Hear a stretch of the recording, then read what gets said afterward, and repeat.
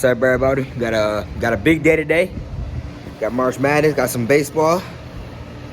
I got a little bike ride in. Got that adrenaline going. Let's get it, baby. What's up, guys? It's Saturday, April 3rd, 2021. Got a big day. We got March Madness. We got a lot of stuff to go through. Say what's up. What's up, guys? Big day, a lot of games. March Madness Final Four. Let's do it.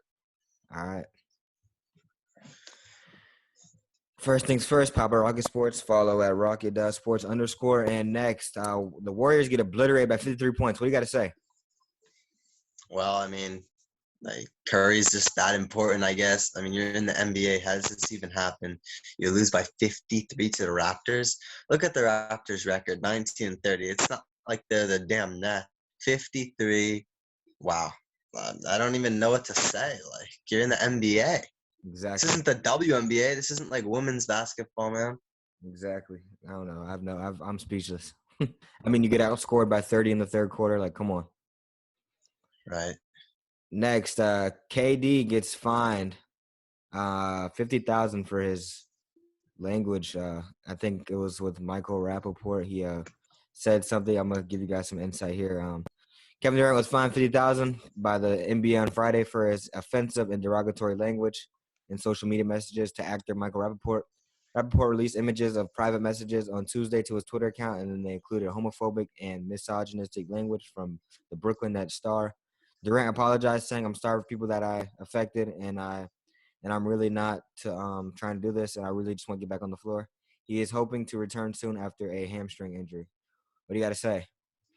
Yes, so why is KD saying this type of stuff to this actor? The actor's pretty funny, but why is KD wasting his time? It's like, why is he giving this guy the time of day? Why is he even responding to this guy in an Instagram DM?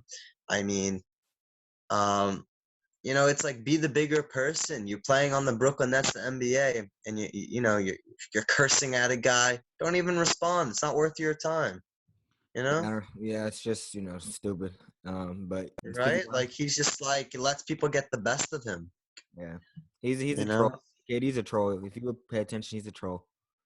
Yeah. Right. All right. Say the next one. Yeah. So Isaiah Thomas, he's signing a 10-day contract with the Pelicans.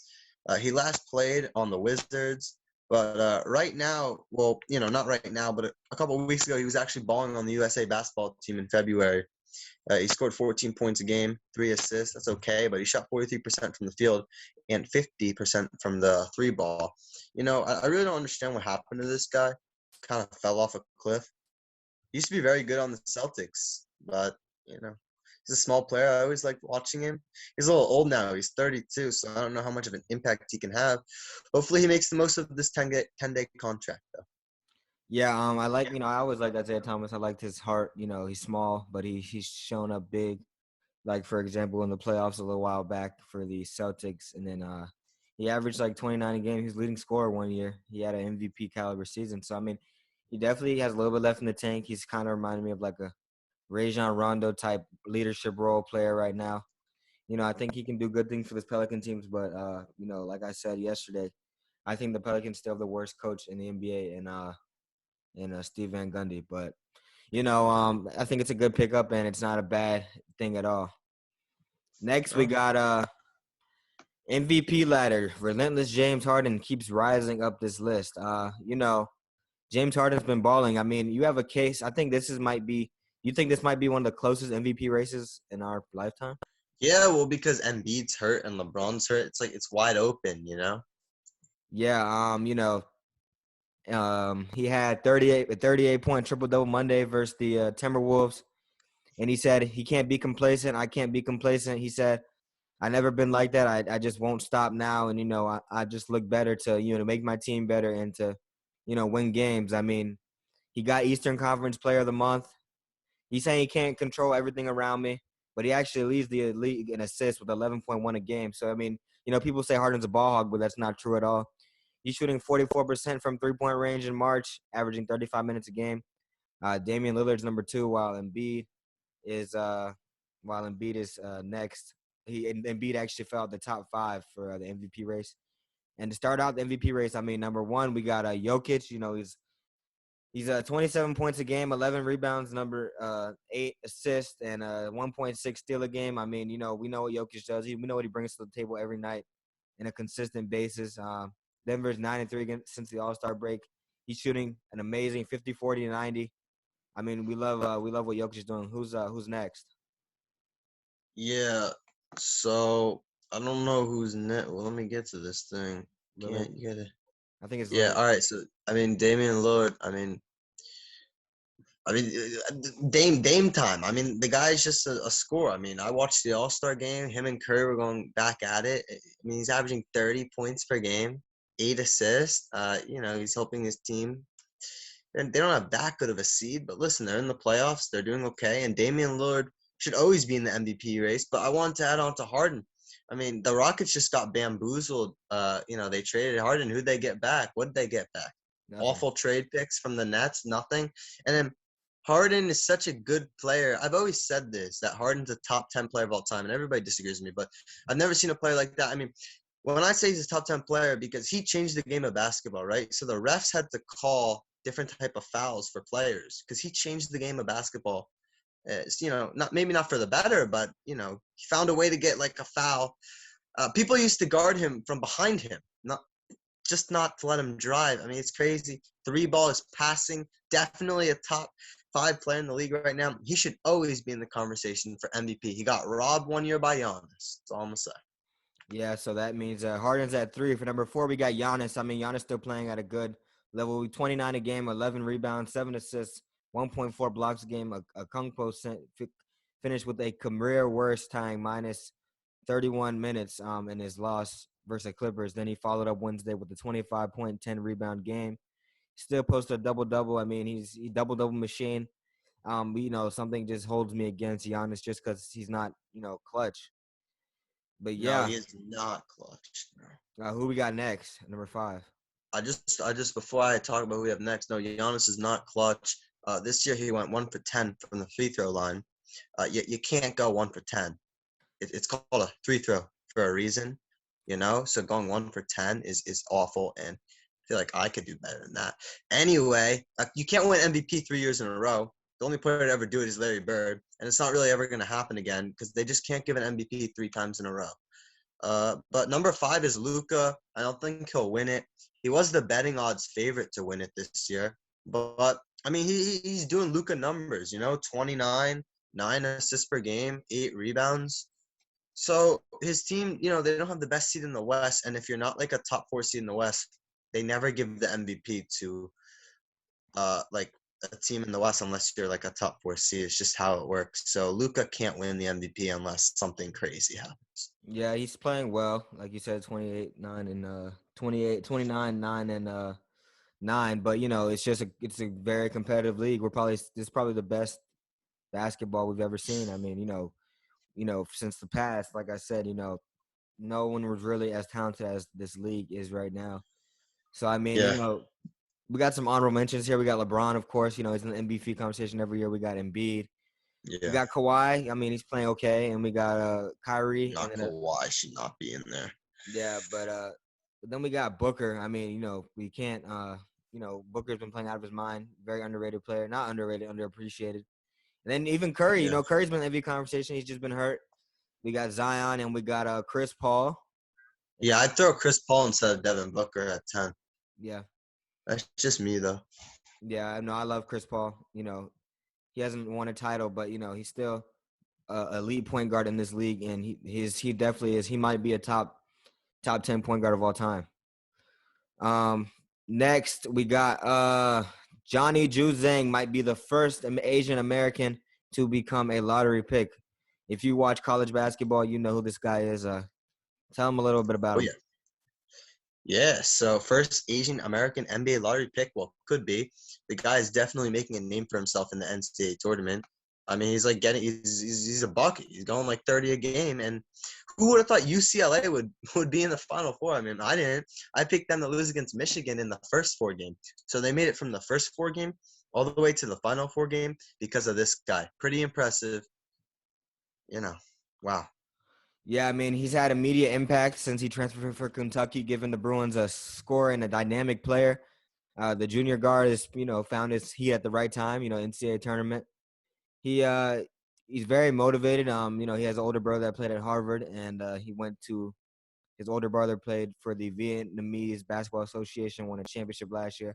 So basketball runs in the family.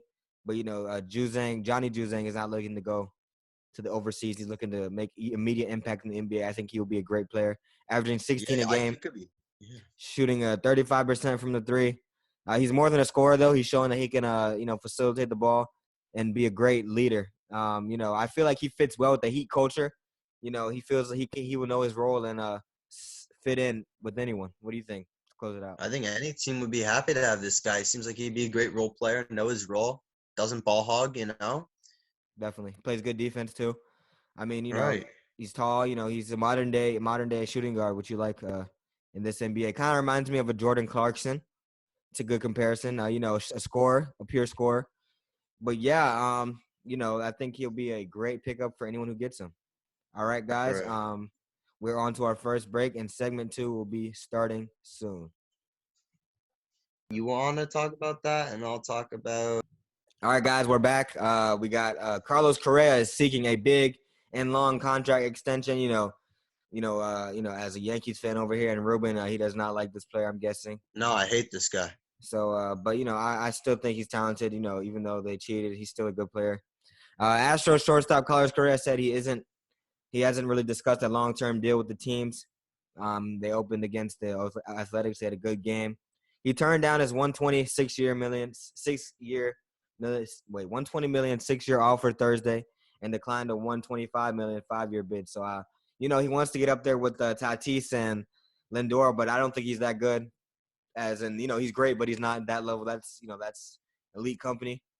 I just don't really know what he's trying to pull out of the Astros. I mean, honestly, if I was the Astros, I'd get rid of him. He's getting a little bit later in his career.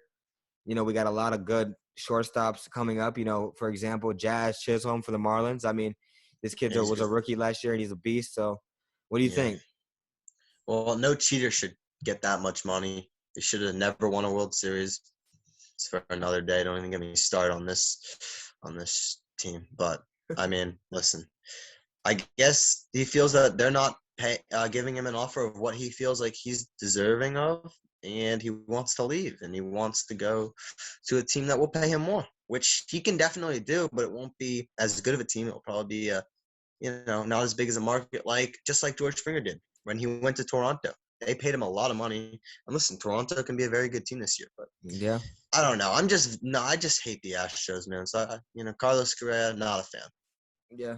Great. He is a good player, though. So. Respectable. All right. Next, what do we got next? Yeah, so Trevor Bauer debuted as a Dodger. Man threw 10 Ks, and he's just an ace. It's just crazy. A little upset that he joined the Dodgers, but here's a video just to show his dominance. You get Trevor Bauer, a 2-0 lead to take the mound with in his Dodger debut. The other side of this spread. They have award winner in Cincinnati, 30 years old now, out of Santa Clarita, California. Trevor Bauer making his Dodger debut. Eighth outside. Tapia hits one in the air to left center field. Bori Lenard back with room. Trying to track one down. Well, you're going to see that a lot against Trevor Bauer. Slider gets a chase. Just dirty. I like his swagger too. So dirty, bro. He's electric.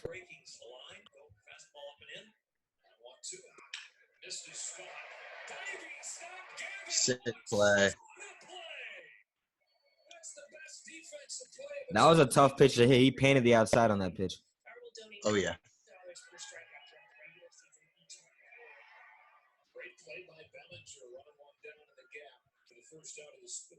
Trying to see some strikeouts here. There we go. I don't know why they didn't throw him on opening day, but whatever. Who did they throw, Kershaw? I think, yeah. No, he's better than Kershaw. Oh, yeah. It's not close. Walker Buehler is better than Kershaw, too. Yeah. And Dustin May. I wouldn't go that No, far, not yet, but not yet, but he can be. can be. I like his demeanor. Yeah. Yeah, Trevor Bauer's got that swag. Nice play.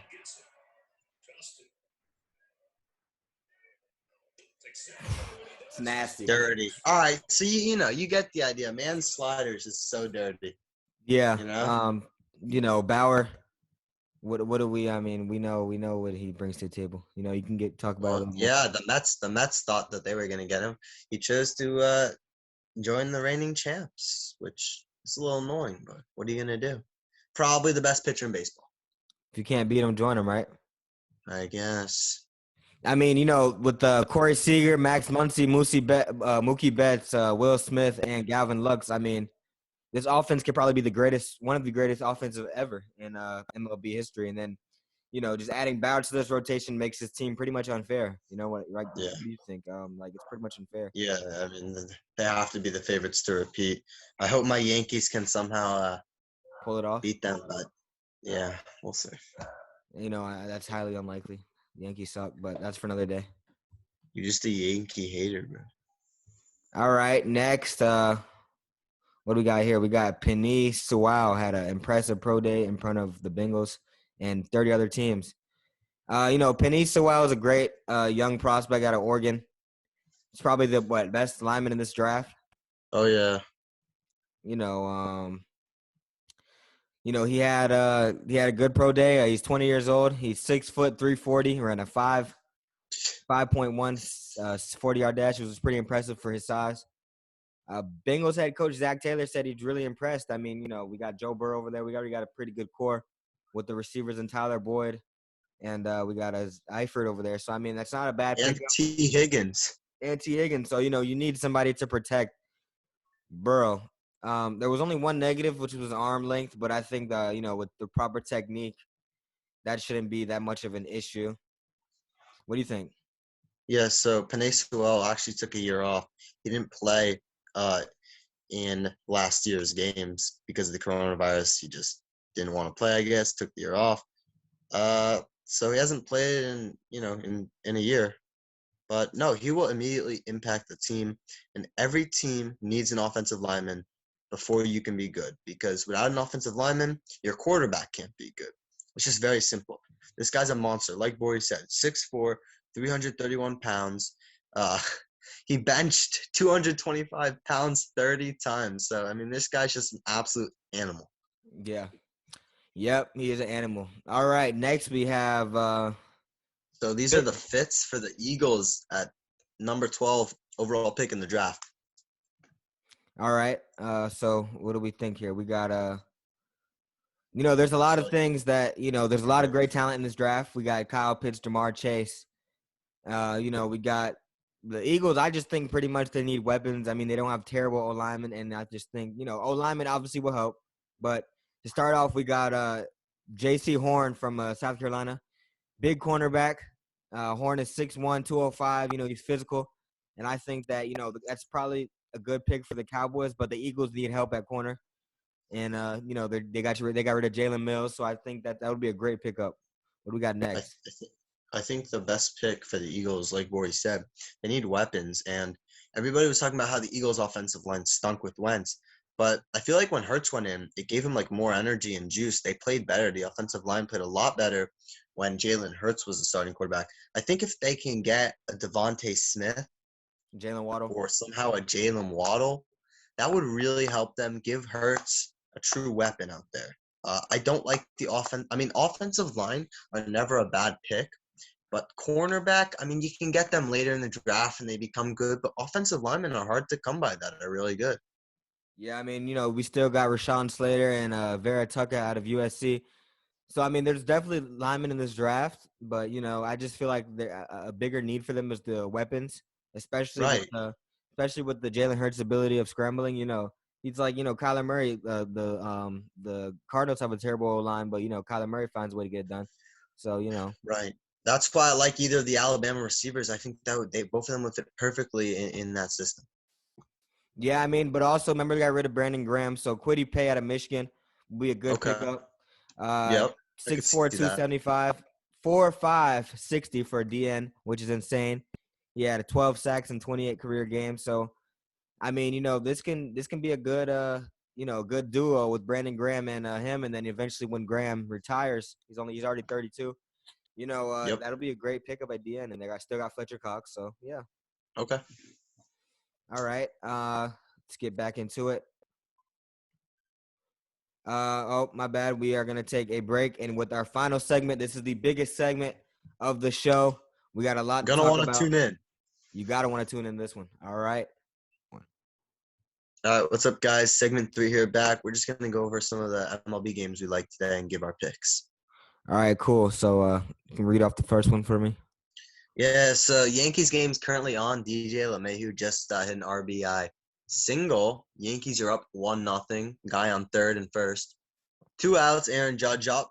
I'm a Yankees fan. I would have to pick my Yankees here at money line. I already took them. All right. We got, like you said, 16% on the run line for Toronto, 11% on the money line for Toronto. So the public is praising the Yankees as they should be. I think the play here is probably the under 9 runs. They only scored 5 last game, and the public is hammering the over with 76%. So I'm going to take the under 9 runs in this game. What do we got next? Okay, so we have Orioles and Red Sox, and I think this game is currently underway as well. Let me check. Yep, it is 0-0, bottom of the second, 2 outs, guy on second. My pick would have to be Orioles here. Red Sox, big money favorites. I'm taking Orioles. Yeah, as you said, Red Sox are big money favorites. I would take Orioles here, and I would take the under 10 runs. That's a lot of runs. The season just started. People are still throwing their best pitchers. I don't see 10 runs, especially with 2 terrible offenses. So, yeah. Yeah, I like that pick a lot as well. So add that for me. I'm gonna go Cubs money line here. Who they play? So because I had the Cubs money line in a parlay, I'll give after all my MLB picks. Who do But they play? this was they play the Pirates. Yeah, So I'm taking Cubs money line.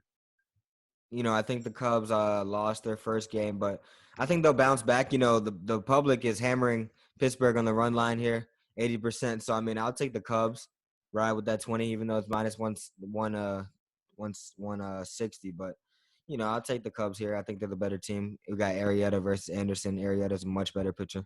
So, Yeah. Next. Let's see. The Mets Nationals game isn't even happening. It got postponed sadly due to COVID. The whole series. All right. Let's see. Cardinals at the Reds. Okay, we got give me Cardinals here. Yeah, we got Wainwright versus Malley. I think Wainwright is a much better pitcher. Actually, surprisingly, it's a 50-50 game. I mean, only 54% on the Cardinals, so I think I'm going to ride Cardinals here. Yeah, good pick. Good pick. All right, next. So we have the Twins at the Brewers. Brewers won the last game. Give me the Twins plus 130. That's good odds. Oh, look who called the Brewers last game. Remember? Anyway, yeah, I'm going to go Twins here. I think they bounce back. They're the better team. But, I'm sadly riding with the public here. But, yeah, I'm going to go Twins. I think they're the better team. Okay, I'm going to go with the Diamondbacks here. The Padres won the last 2. I don't see a sweep. Those are hard to come by. Give me the Diamondbacks plus 220. Yeah, I mean, 40%. We got 4% on the Diamondbacks today. Plus 220 is great odds, but I'm going to go with San Diego. I love Musgrove. I love what we did in spring training. But I'm going to take the under 8.5 runs. I think it's a low-scoring game. Really? San Diego's been hot with the bat, but, I think it cools down a little bit. And Musgrove's been grooving, so we're going to see. Listen, they're called Slam Diego for a reason, so. Yeah. We have Giants at the Mariners. Okay, give me the Mariners plus 120, and I like over 8.5 runs. It's not a bad pick. I like Mariners too here. They're just a better team. At the end of the day, you want to go with the better team. And then we got 12% on the Mariners. So, people are hammering the Giants. So that's the better pick here. And Yep. I kind of want to go over. But, when you see 100% on the over, you got to go under 8.5 here. Okay, so the next game is Indians Tigers. This game is currently happening right now. Tigers lead 2-1. Edwin Rosario hit a home run, but if I had to pick before the game, I would take the Tigers here, and they are winning 2-1. But the money line, I mean, these teams plus 165. It's just good odds to me. What inning is it? We're in the end of the second. It's 2-1 Tigers. Yeah, I don't like this game. These teams are pretty much even, but if I had to take a pick, it would definitely be the over. I only got 25% on the over. I think these teams score a lot today. You got, their second pitcher. They don't have any pitching. I think they definitely can get 8.5, over 8.5 to combine. And like you said, it's 2-1 in the second, so that should definitely hit. Okay, next we have Rangers at Royals. Again, I love going with the underdogs here. It's baseball, 162 game season. Every game is different. Give me the Rangers plus 165. Yeah, I love me some Joey Gallo, one of my favorite players. It's 36 on the Rangers. The run line 49%, so it's pretty even. But I'm gonna go Rangers here, 100%. Kansas City's still not that good. Right. Next game. This is my favorite game of the day, actually. Braves at Phillies. Give me the Braves. Take the money line, minus 115. It's not that good of odds, but I really like the Braves there. Yeah. This is my lock of the day. This You is can lock hold of the me to day. it. He's Yes, riding you with can hold me to it. riding with the public, 98%. Oh, jeez. But that's on the run line. Money line's 85%, so still crazy on Atlanta. Oh, Give me no. give me Zach Wheeler and the Phillies today. I can't do it.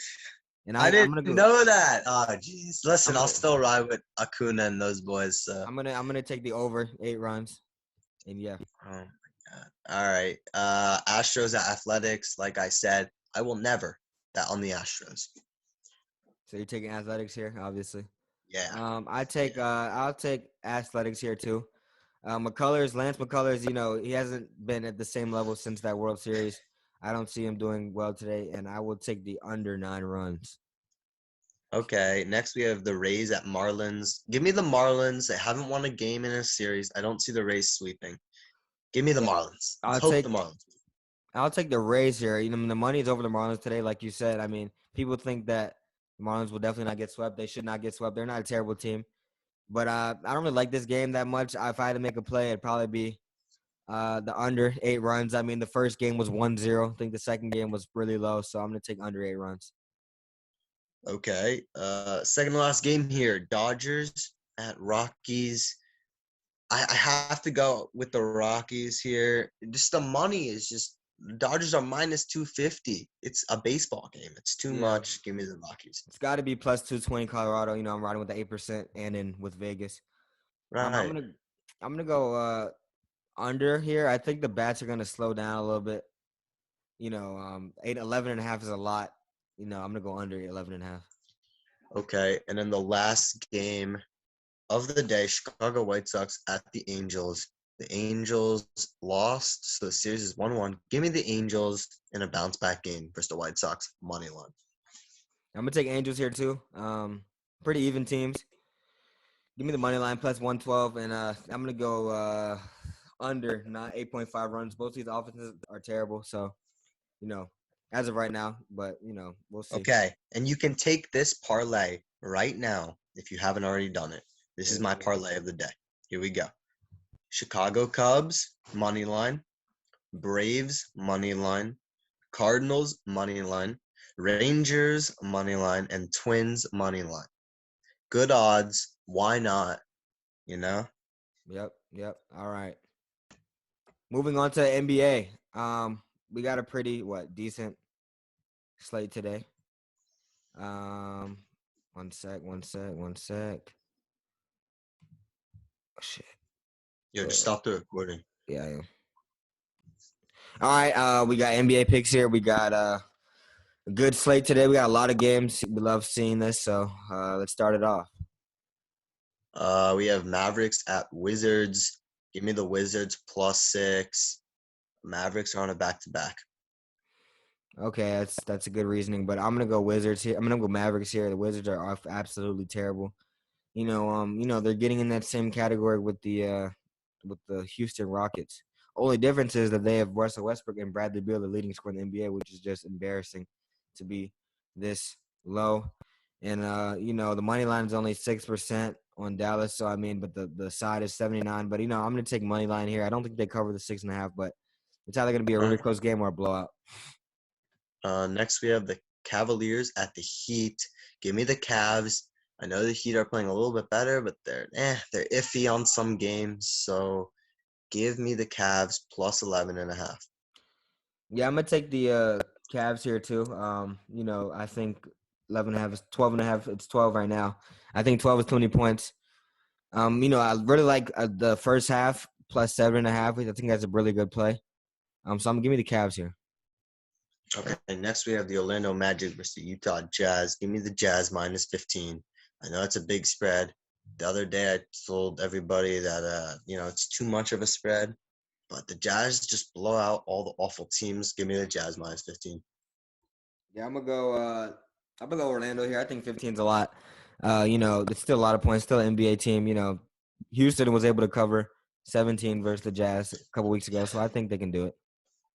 All right. Next we have the Bucks at Kings. This looks for once I'm actually gonna take the Bucks minus 6.5. It looks a little too low, for me for this game at least. Kings aren't too good. Yeah, I mean the Kings are on a 2-game losing streak. Bucks are on a 2-game winning streak. They're about equal against the spread, 22-26 and 22-27. But I'm gonna go Kings here. I like De'Aaron Fox, I like what they're doing over there, and I'll take Kings money line. I think they'll win the game outright. Okay. This next game is my lock of the day in all sports.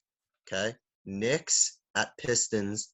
This will be a back-to-back for the Knicks, but the Knicks I think they're 23-24 or they're 24-25. They need this game to keep their playoff hopes alive, on that 4, 5, 6 seed around there. Okay, the line's Knicks minus 1.5. I love it. It's my favorite game. The Pistons stink. Knicks are going to kill them tonight. Yeah, I'm gonna go Pistons here. I'm not Oh my God. I'm not riding 95%. You're Sorry. kidding, bro. And I gotta go with the Pistons. I would not bet this game, but This is my favorite game of the day. But I love Pistons here. All right. Next, is there one more? No, there's a few more. Timberwolves versus the Sixers. Sixers are minus 11.5. Give me the Timberwolves here. Yeah, I'll take Timberwolves too. I mean, you get 99% on Philly. You got to take Timberwolves. Still without Joel Embiid, I don't think they cover 12.5 points. Okay, next we have the Pacers at the Spurs. Pacers are minus 4.5. The Spurs are minus 4.5. Give me the Pacers plus 4.5. Yeah, give me the Pacers here too. I think 4.5 is too many points for these teams. I might take the money line on this one. Great value. So I'll take the Pacers plus 4.5. And I think and our last game of the day is the OKC Thunder versus the Portland Trail Blazers. Give me the Thunder plus 11.5. I know the Thunder are on a back-to-back, but I'm feeling Thunder. Yeah, give me Thunder too. Portland is really inconsistent. I think they will. I think the Thunder can win this game outright. I'll take. It's great value with the Thunder money line because they're down 11, but I'll take Thunder. Thunder plus 11.5. All right. All right. Oops. All right. Now we are into the best part of the day. Houston and Baylor collide in the Final Four. Give them a little breakdown. Yeah, so we got Houston versus Baylor. Who would have thought both these teams would have made it this far? We got a great game today. What time's this game, Bori? 5. I believe it's 5 something. Okay, so this is the first slate, right? Yeah. Okay, so I know Houston's really good at defense, correct? Correct. 37% holding their opponent. Right, and they average what, around 60 points per game? Yeah. Okay. So Baylor's minus 5. I think Baylor's gonna win. It should be a great game. I'm not too good with these breakdowns here, so Bori, I'm gonna let you have this one, and I'm gonna do the Gonzaga game. All right. Both these teams could win. I think they're pretty evenly matched. Both good in defense, both good in efficiency. I mean, the Baylor has the edge. Baylor has the best backcourt in Davion Mitchell and Mikal Teague and Jared Butler. Combined 47 points a game. This trio is just insane with the effective 41% 3-point percentage. I mean, that 3-point, but you can't. It's hard to get these guys to come out and guard them out there. But then for Houston, they have the edge. You know what I mean? The best defense remaining in March Madness, like Ruben said, holding opponents to 57 points a game. I mean, they have that DNA to make a team. They have that heart and that grit. So I mean, it's gonna be a tough one. And then key player for the Bells got to be Davion Mitchell. He's a beast. People 45. say 45. 6 assists a game, good player. So I think that's the best player. And then obviously for Cougars, we got DeJon Jarreau, the American Athletic Conference Player of the Year, 6'5" senior guard. He's gonna be having a good matchup. But if I had to make a pick here, give me Baylor -5. I think Baylor will win this game by about 8 to 10 points, and I think it'll be a good, convincing win. I agree. I have Baylor too, but if the viewers stick to the end, I also have a teaser that I really like that I'm gonna give out. Me as well. All right, next one, you take the floor. All right, yeah. So Gonzaga versus UCLA. UCLA came all the way for the first 4 games, which is the games to get into the NCAA tournament. They made it all the way to the Final Four due to Juzang. Okay, now Gonzaga is a powerhouse. If you watch Gonzaga play, that's how basketball is supposed to be played. Okay, Suggs, Timmy. I know Bori loves him, right, Bori? Yeah, what can you say about that guy? I know you love him. Power of the stash. Right, exactly. He's got that cool looking stash. Anyway, I don't know which way this game's going to go. I feel like it could be either so close or Gonzaga will just blow them out like they do every other team. I mean, Gonzaga has beat every team by double digits. It hasn't even been close for them. I want UCLA to give Gonzaga just a game. I want to see a good game here. This is the later game. Give me Gonzaga with the points, but here's my teaser. You take UCLA, you tease them plus 18. I don't think Gonzaga is going to beat them by that much. And then what you do is you tease Baylor, so it's 5-point teasers. Baylor gets to a -1 or a pick 'em, depending on what your book gives you. But I like UCLA teaser and Baylor teaser. I think that's a good play. What about you? Yeah, I mean, to continue to break it down a little bit, like UCLA, they're resilient, man. They beat a good Alabama team. A lot of people had Alabama winning this tournament. They beat a good who they beat last? They beat Michigan, a great Michigan team, even though they were without their best player. They've shown they can do it. So the best case scenario is we get a good game. We get Juzang balling out, but the worst case scenario, they don't keep up and Gonzaga blows the floor. So I don't think that anyone at UCLA can slow down Drew Timme, Jalen Suggs, and Cody Kispert. So I mean, I'm gonna go Gonzaga here. But actually, we had a pick handicapper. He told me a great play here. His name is on Instagram is Gorilla Picks Official. A great play here would be a 5-point teaser. Make that Gonzaga game -9 and make the Houston game +10. And that is a great play. And I think it'll hit. All right. All right. So we'll see. I mean, listen, we got great games later today, and it should be a great day. Yeah, I mean, everyone's saying that, Houston has no chance, and that's not true. I mean, I think it'll be a good game. Baylor has shown they're one of the best teams in the nation, but Houston's not far behind. Yeah, I mean, and UCLA, I mean, I think Michigan can play with Gonzaga. I just don't know if UCLA can play with Gonzaga. Yeah. All right, we're gonna see what happens. So our final picks are Gonzaga -14, and I will take Baylor -5. But but again, UCLA tease them plus 18.5, and Baylor you tease them -1. That's my play. All right, let's get it.